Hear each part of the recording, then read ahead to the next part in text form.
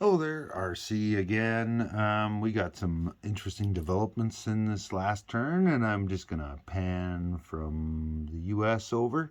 So the U.S. have reached their income amount that was requiring them to be able to start moving some units around. So this infantry, and I'm using this gray chip and as a cavalry here. Came from Mexico, of all places. Who knew, right?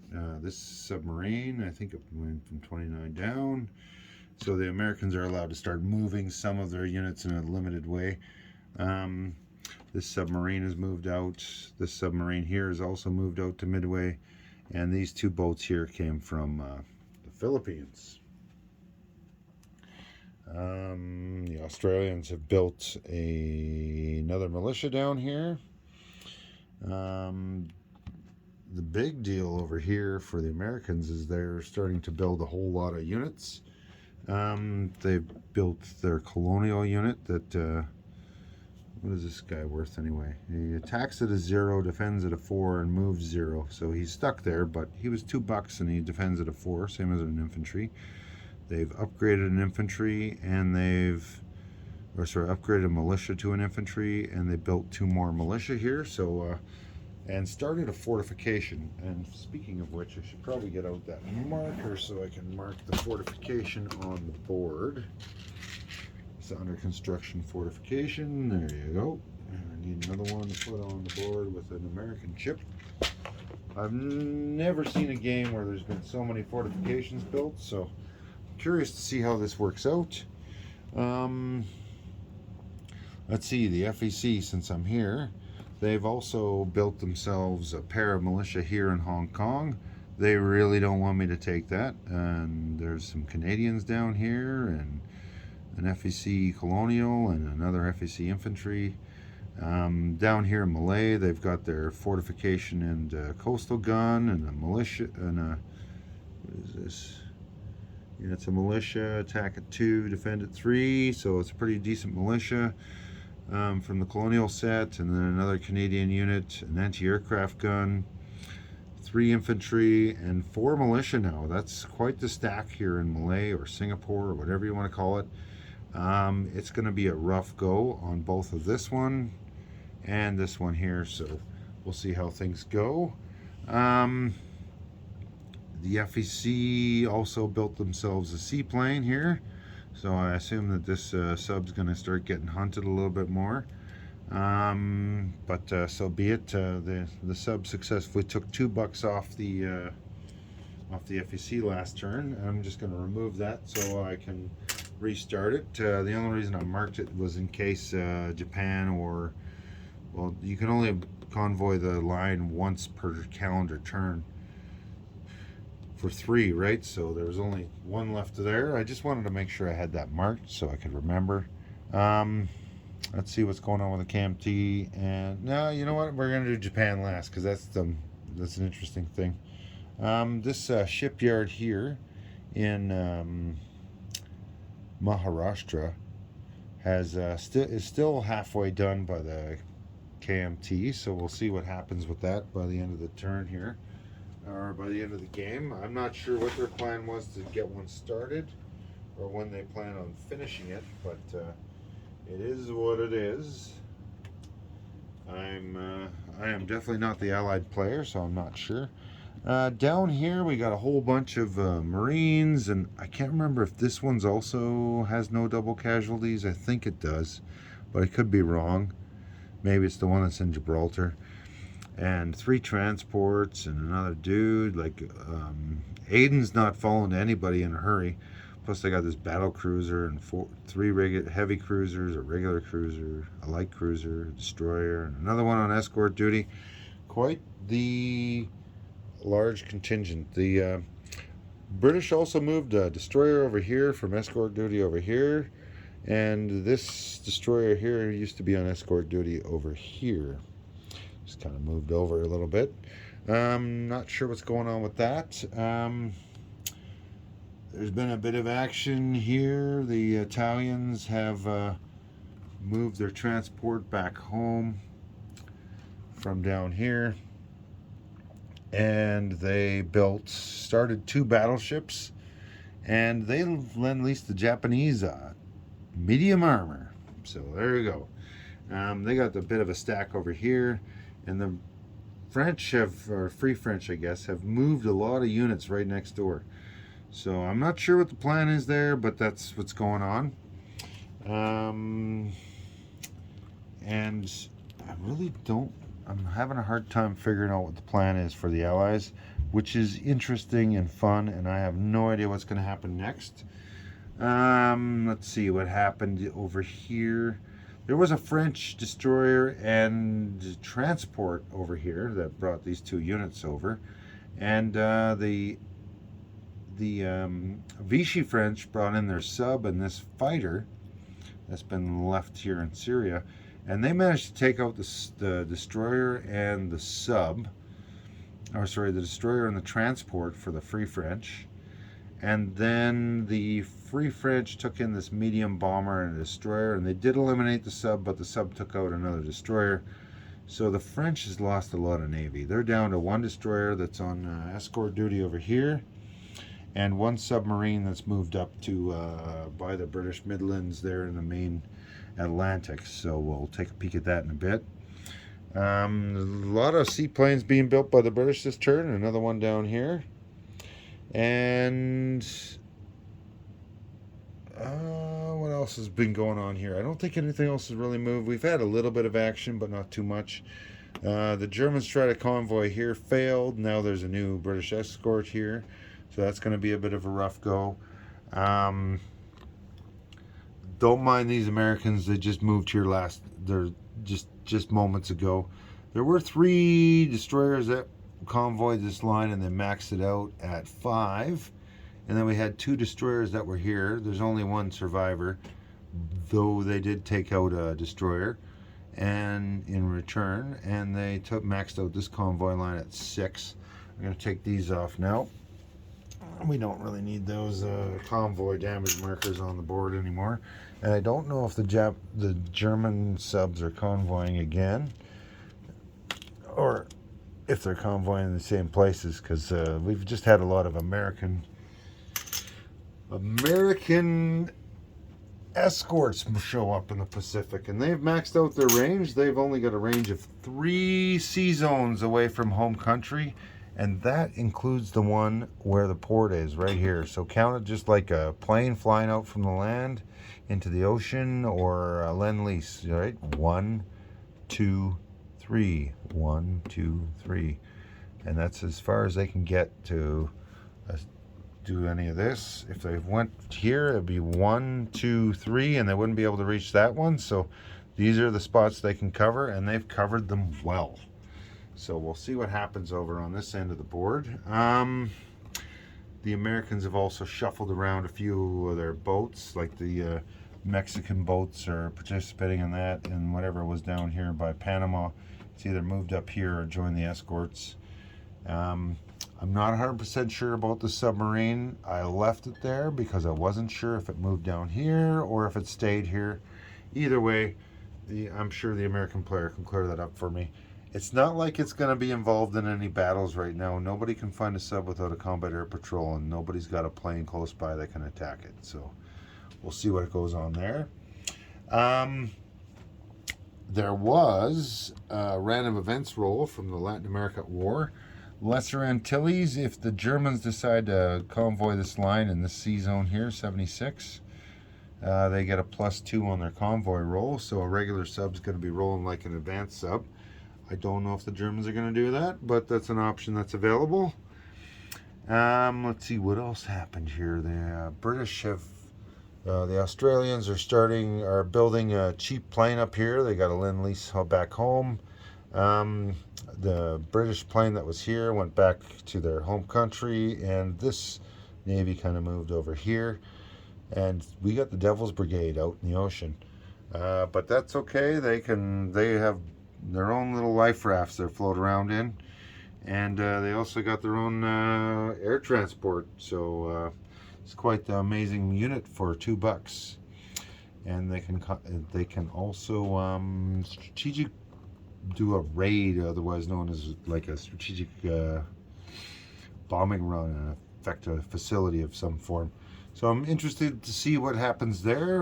The British also built another seaplane up here and another Marine, and I think they put a no, they just flew a fighter down in London. I can't remember if they built anything else here, but they got quite the stack in London there. It's been so long. It's been like a week since the Germans did their turn, so I'm a little foggy on what happened.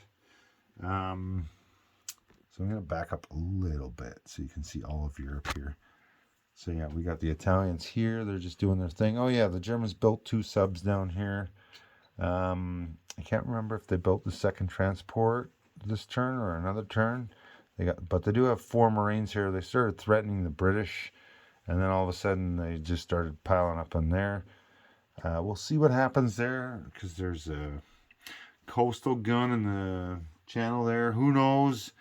It's going to make it a little hard for the British to come in there, but maybe they can sneak around the top there where nobody's sitting there up in Scotland, or make a hit at Northern England or something. We'll see what goes on with the Germans and the British up there. Oh, yes, I forgot to mention the fighter for the French has gone on cap, so they've essentially locked down. These subs are trapped in the Med, and the subs that are out of the Med are trapped out of the Med unless they want to fight a fighter. So we'll see how that goes. Germany, otherwise, they just cleaned up. There was a torpedo boat destroyer up north there where those purple ships are. They cleaned that up for the British from Poland, actually. And I don't know what else they did besides align Bulgaria. I think that was this turn. And they reinforced Yugoslavia here. I'm not sure if they're going into Greece with some of these units or what's going on, but yeah. Now let's take a peek at Turkey. Yeah, I'm going to leave Russia and Japan for last here.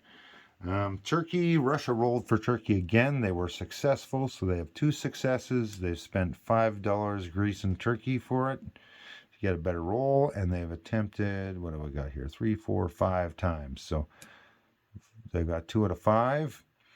The Italians have attempted their 5th roll and failed, but they do have 3 from previously. 4 rolls gets Turkey. You get all this money that they've been greasing in all these units, so we'll see what goes on there. And then the Germans had also participated twice, throwing a couple of extra bucks in there. And the Allies, the French and the British here, have for some reason never participated in this. I wonder why that is. But so be it. Let's see. Let's go over here. French also built a couple of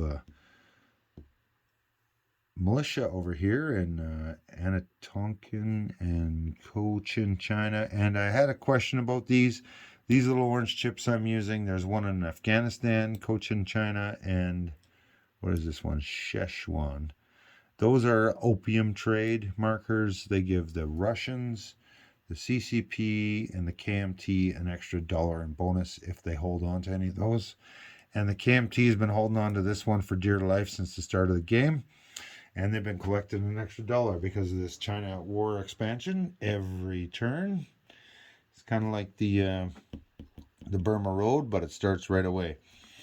All right. A little bonus they get out of that.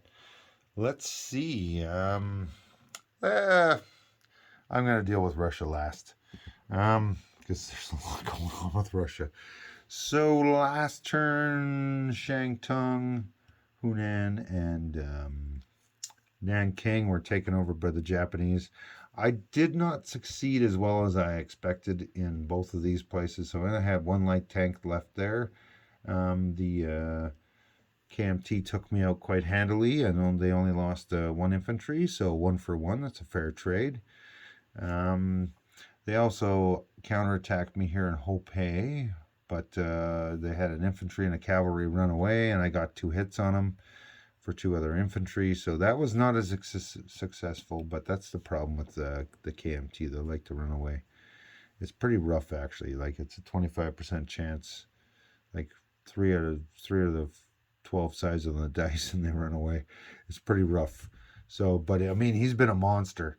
Like, he just built a artillery, 2 cavalry, and got lend-leased another anti-aircraft gun by the by the Americans. And they also got a supply token by the British, or the FEC, that upgraded one of these militia to an infantry. And there's another supply token here, this pink marker here. That's what I'm using for those. I don't know what else to use the pink ones for. And yeah, this is just built in anticipation of being delivered next turn, apparently.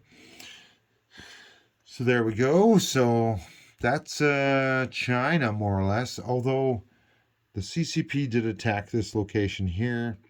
There was a little bit of a thing going on the Russians' turn, and I was asked to roll it a certain way, and I was specifically told what to take as losses, and it unfortunately failed. But there's a reason why this stack of infantry hasn't been attacking this stack of other stuff, because attacking at 1 in mountains is not good. Even attacking at 2 in mountains is not good. Odds are not in your favor, especially when the defenders are at 4 and 2. So that did not end up well for them. I was actually shocked because I had a lot more, sustained a lot less losses than I expected. Anyhow, what else is going on? Well, we got the Russians who declared war on Japan last turn and Mongolia at the same time. Pretty shocking. I did not expect that. So the Russians came in and they took over all of Mongolia, Western Manchuria, and Northern Manchuria, but they got repelled by this militia, thankfully. And they got all their Air Force up in here. So yeah, that's the Russian Air Force and a lot of the Russian units, and they are poised to start doing some attacks here in China and Manchuria. I'm not sure what they're going to do next turn. They cannot roll attack together with the CCP, even if the CCP became a major power, so they operate separately. So consider them the same as France and Britain. They basically it doesn't matter which one goes first, but they can't go at the same time, attacking the same place. They got to roll separately. They can both attack the same place, but it's 2 different stacks attacking individually. The Russians can attack the same place as the CCP, but they got to roll separately and do a separate attack, because they do not roll and attack together. It's not the Commonwealth here, which is one major power split up into economies. It's 2 different powers that roll separately. Same rules apply to the KMT with the US. So yeah, that's been a bit of a upset. So I lost a couple bucks there, but thankfully, thanks to Russia bringing me to war with a major power, I got a bonus from Peking, Shantung, Hopei, and Kwangtung. So I got 4 extra bucks out of that, and my income was at 29, but the KMT just knocked me back down to 27. I don't know what I'm going to do with these guys. They keep making me, every time I take something, they take it away. It's been rough. I'm fighting 5 different countries. I'm fighting the British, the Americans, and the KMT all in one faction here. And then the Russians have been spending money and units down here. I think I've had to fight a Russian and American fighter down here, taking out some of my planes as well. It's been rough. I feel like the most cowardly Japan you've ever seen, but I've been fighting a rough go in here. And let's see what happens next turn, because I now also have the Russians who decided that, you know what, you didn't have enough problems, we're going to come in and be a problem for you. So we'll see how that goes.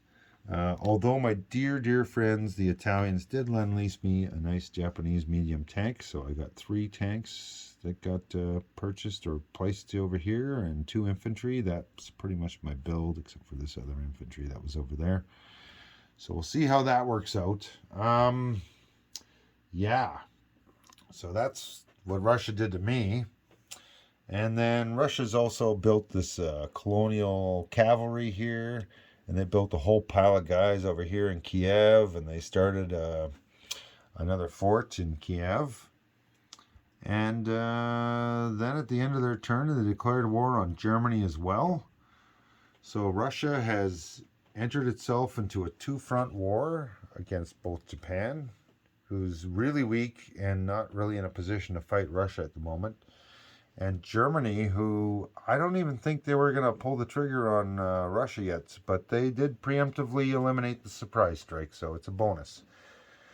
All right, so next turn, Russia's going to get that, I can't remember what it's called here. Let me just double check in my Russian sheet. They get this bonus where they get to build these land units for $1 cheaper. What do they call that thing again? It is,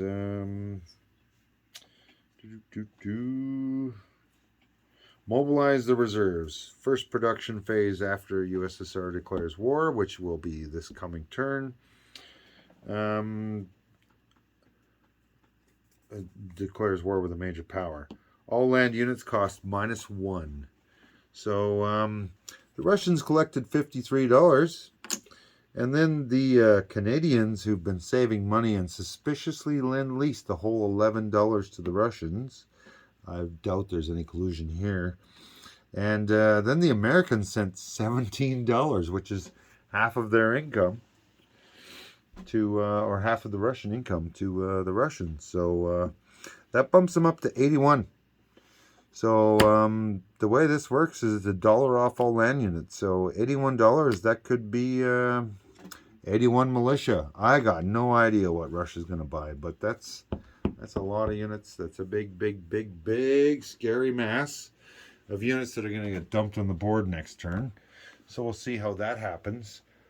Though, in the process of breaking the Molotov-Ribbentrop Pact, they have been getting a free tech roll and $3 extra, but they did align, by declaring war on Germany, they aligned these 5 infantry in Karjala and the southern Finland units of an infantry and a militia, and these $3 went to the Germans along with this coastal defense ship. So that's interesting. Though the Russians did bring their units in here first, and then they declared war, I guess.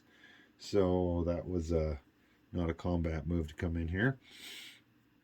We shall see what happens. So it's been an interesting game, an interesting turn. So Turkey is starting to turn into a neck-and-neck race. Russia's only 2 away, and as the Italians just proved, they failed miserably in their attempt to get it. So who knows? Maybe Russia's going to sneak in and go from second to first place. You never know what happens. And I'm just grabbing a couple of battleships out of my bin here for the Italians, because I got to show off these build charts. So the Italians got 2 battleships they started because they got their technology finally.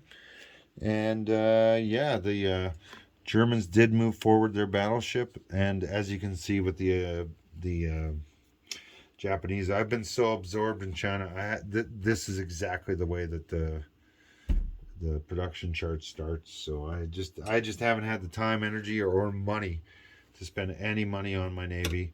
And the Russians just eliminated 2 of my destroyers, which is a huge hit to my fleet, because now I only have 4. Went from 4 to 2. Massive defeat for me.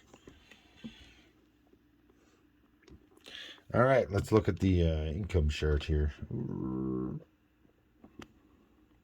right, I'm just trying to get it to where you can see what you need to see.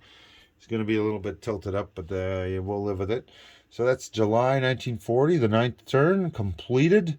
We're now moving into January 41, and Pearl Harbor didn't happen until the turn after this one. So we'll see how far the Americans get, because they're already at 43. They need 63. They fluke out and they get a couple of 10s or something. They're like right in there. And then they're coming in next 2 turns from now, and that would be historically accurate. They also have this sneaky Brazil money from that. The turn they go to war with the Germans, and they have this extra $1 from influencing Mexico. So they spent some time and effort down there, but they got a fighter, a cavalry, an infantry. I think they got a light cruiser, and then they also got a buck a turn. So it's not like it's a total failure. Like that was some time and money and effort spent, but I mean, they're getting a lot of stuff back out of it. The British are still at 20, 14, and 7 for the FEC, and Australians, Canadians still at 6. Free French have a firm hold on 6, and the Vichy are down to 2. Oh yeah, the French are kind of creeping through southern Africa into Cameroon there, but the Vichy have no way of defending themselves unless they fluke out and win a recruitment roll at 1. So I think that might be a foregone conclusion, just a matter of time as the infantry creep one space at a time. So yeah, the Russians have increased to 35, and they still need to reach 46 to be at full wartime income. So they got to keep rolling this up all the way to 46 because they declared war first. Though they do have $5 in additional income, 2 from Japan owned original territory, 2 from Mongolia, and 1 from East Poland. So that's why there's a difference here. Same as the Americans, this one's rolling up. We don't want to cheat that and cheat them out of income later on. Italians, no change. Japan, like I said, moved up to 29, back down to 27. I can't win a battle. Every time I win something, I get smacked down again. It's been yo-yoing up here the whole game. The Germans leaped up to 50, but that's because of the $3 from Finland. So there you go. And the CCP are still off the board, but they are so close they could, if Russia gives them a hand, they could get some units, no problem in China. And that's another one of my fears. All right. I'm just going to walk around the table and I'll show you the tech chart. Okay. You see the whole thing? Yeah, you see everything that matters. All right, so let's start at the bottom here. We've got improved construction. The Italians have leapt up to join the Germans. That's why they started building those battleships. I have not succeeded in any of my tech rolls again. The Russians, the British, and the Americans are still at stage 2, and I'm still at stage 3. When we go to improve factories, the Germans got it. The British move forward. The Russians are still at stage 2. And the Americans, I can't remember if they started that or what, but they're on stage 1. Wartime economy, failed that 5 or 6 turns in a row. Like literally, I've been rolling these 3 tech every turn, and I just I can't buy a tech roll. The French are ahead of me, and they haven't been able to roll for turns. But they're tied with the Americans, and the British, Russians, and the Germans are all rolling wartime economy.